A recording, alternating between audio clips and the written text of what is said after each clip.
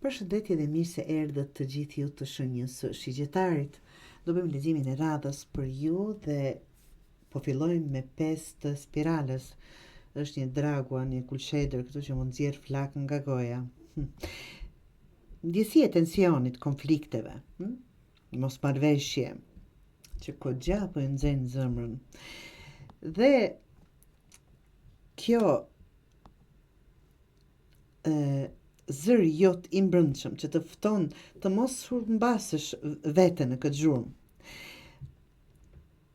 Forca jote nuk është në reagim, është në vetdijen që zgjedh të mos luash në çdo gjë që të servohet. Të dashur shigjetar, është çfarëdo lloj mosmarrveshje këto apo një keqkuptim, mund të jenë tashethëme, mund të jenë pas shpinë para, por që nuk do dëshiroja të reagonit, të jeni ashtu si që dini të jeni, të dashur shigjetar.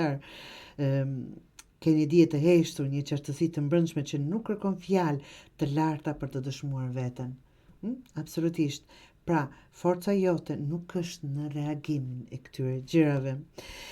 Mbreti i gurëve, që është qëndrueshmëria, është zgjedhje. Nuk bërtet për t'ju dëgjuar zëri. Ndërton, kujdeset dhe mbështet.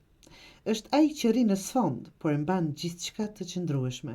Kjo është ftesa për ju, të dashur shigjetar, të mbash qëndrimin tënd, të veprosh me maturi dhe të mos përgjigjesh zjarrit me zjarr. 10 të pasqyrës është një pamje e një jete të mbushur me paqe, ndjenja të sinqerta dhe marrëdhënie që ushqejnë shpirtin. Kjo është pamje e qartë përtej mjegullës dhe konfliktit, të dashur shigjetar. Ajo që je duke ndërtuar sot me maturi dhe dashamirësi do të çojë atje ku shpirti gjen qetësi, në praninë atyre që të duan siç je. Pa këto flakë, pa këto drama, të them kështu. Leximi juaj jep nuk ke për mesazhin të tillë që nuk ke për detyrë të jesh në betejë për të vërtetën tënde, ta them ashtu. Je i thirrur të ecësh në tokë të qetë, edhe kur të tjerët të rrezojnë ajrin, të mbash veten ashtu siç duhet. Ruaj zemrën, mbaj urtësinë tënde të dashur shigjetar, dhe urtësinë tënde.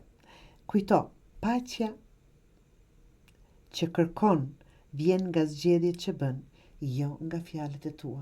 Çfarëdo mund të thuash, çfarëdo mund të arsyetohesh, të dashur shigjetar, nuk do luaj apo nuk do bëj ndonjë ndryshim. Ndryshimi më i madh do vijë nga ju. Të heshtur, në fakt, unë para zgjedhe, para pëlqej heshtjen, është përgjigjja më e mirë. Pra, të largoheni me dinjitet nga çfarëdo lloj drame, nuk keni nevojë të arsyetoheni apo të ngreni zërin siç bëjnë të tjerët, të dashur Luan. Më falni, shigjetar, se e thash Luan. Mund të jetë që keni të bëni me ndonjë Luan, nga që më doli ashtu pa patur fare me Luanin të bëj.